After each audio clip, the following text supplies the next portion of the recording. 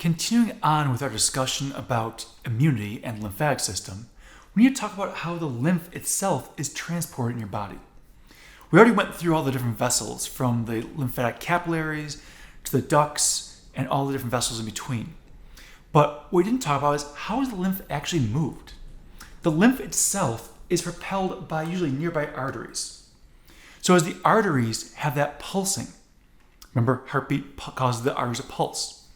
As those arteries are pulsing, they can help to move the lymph a little bit.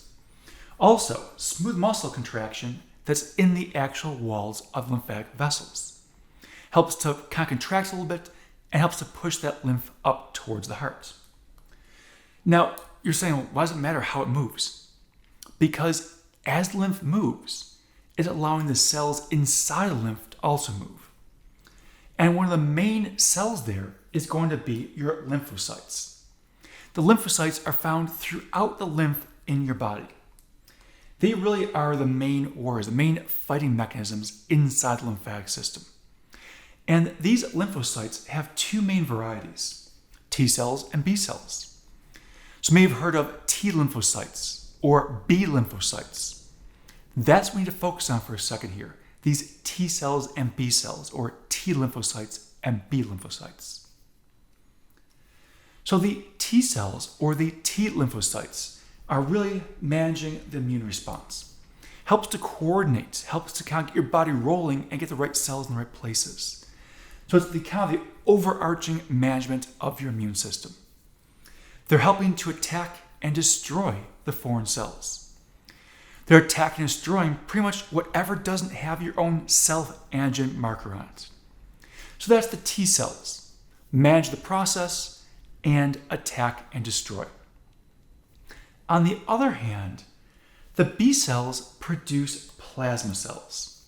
And you're saying, well, what does that make a difference? The plasma cells are what are producing antibodies. That's what the purpose is. Antibodies are what recognize the antigens.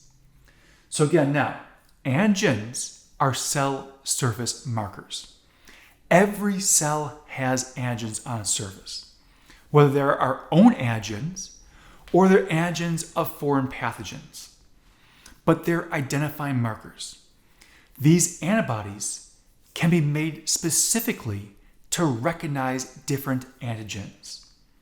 So the B cells, making those plasma cells, which make the antibodies that allow you to recognize the foreign cells.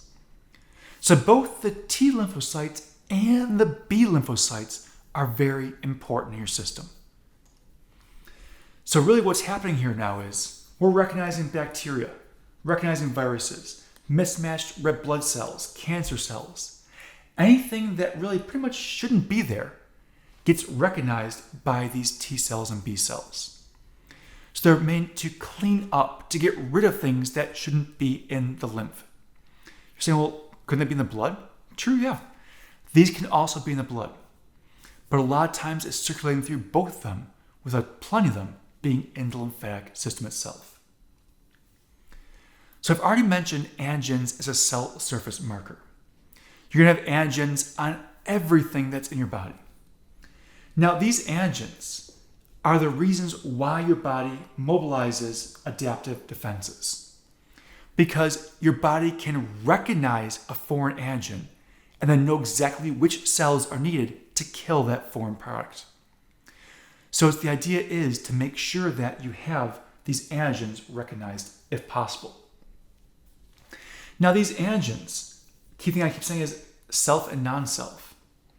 Because all the pathogens, the bacteria, the viruses, the parasites, all of those are not going to have your self-antigens, things that would identify as self. They'll have other complex structures that you can recognize and realize, hey, those shouldn't be here. Get rid of them. So what we're looking at here is, this is a protein in the middle here. You're going to notice the protein has 3 different antibodies all interacting. What's happening is, each one of these is recognizing a different point, a different antigen. So they might be recognizing self-antigens or recognizing foreign antigens. It's just trying to show how the antigens are recognized by the antibodies. Because you have these antigens, and the antibodies can recognize portions of them on different cells. And I've mentioned already self-antigens before. Self-antigens are pretty much every one of your cells in your body. I say pretty much because there are a couple minor exceptions. They have to be kept separate, otherwise they'll be destroyed.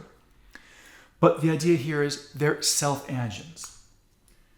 And those self-antigens are meant to be left alone. But the key is they can be antigenic to other in transfusions. Go back to the blood chapter. Remember we talked about blood compatibility. How, for example, A blood can go to another person that's type A blood, go to a person that's type AB blood. But you couldn't take, for example, B blood and accept A blood. The antigens wouldn't match. So it is important, even with self-antigens, that can be problematic to somebody else if they don't match the same self-antigens. Now, MHC proteins kind of take that even a step further beyond that whole blood type we talked about. MHC is major histocompatibility complex. These MHC, or major histocompatibility complexes, come in two different types we'll get to in a second. But what they're doing is they're kind of a way of saying they're unique. They're your own self. So it's a type of self-antigen that's special to you. Which this is also where things get a little more interesting when you start looking into organ transplantation. Because in organ transplants, you're not simply doing blood typing. There's a lot more beyond that to try to match up.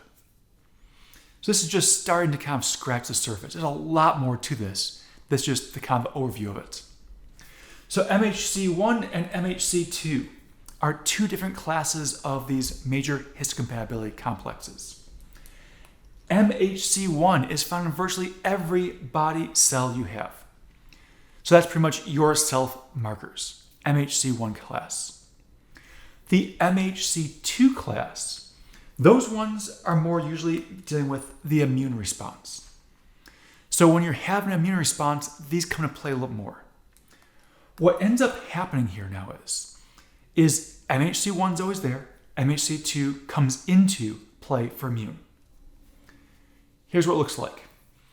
Right here, you're seeing a pathogen, that green thing, is being taken in, absorbed into a larger cell in your body.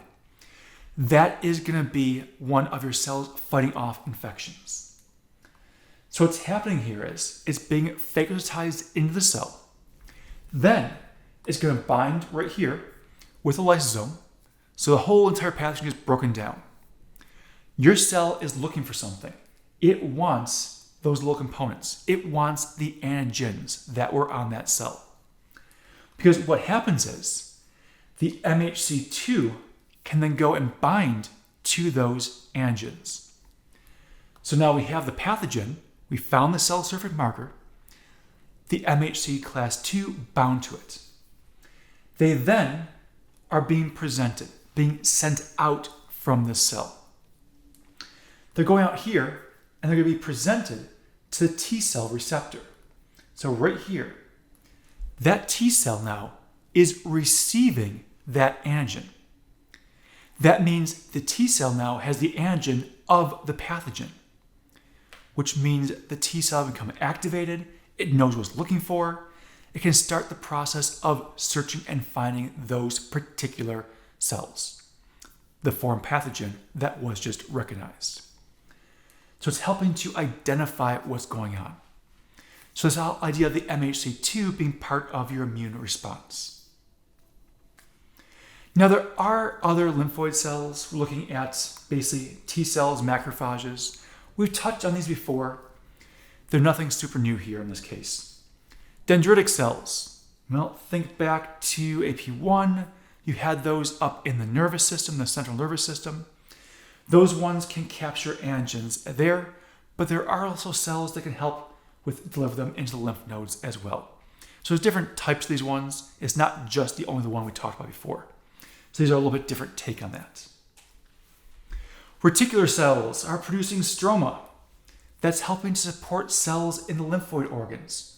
So we have these reticular cells helping to basically bolster up and support the entire system as well. So some other lymphoid cells here to help out. So overall, there's a whole bunch of different processes occurring. Your immune system doesn't work as one linear pathway. You can have multiple avenues all trying to attack at the same time. These ones we're focused on is more how the antigens and antibodies are interacting.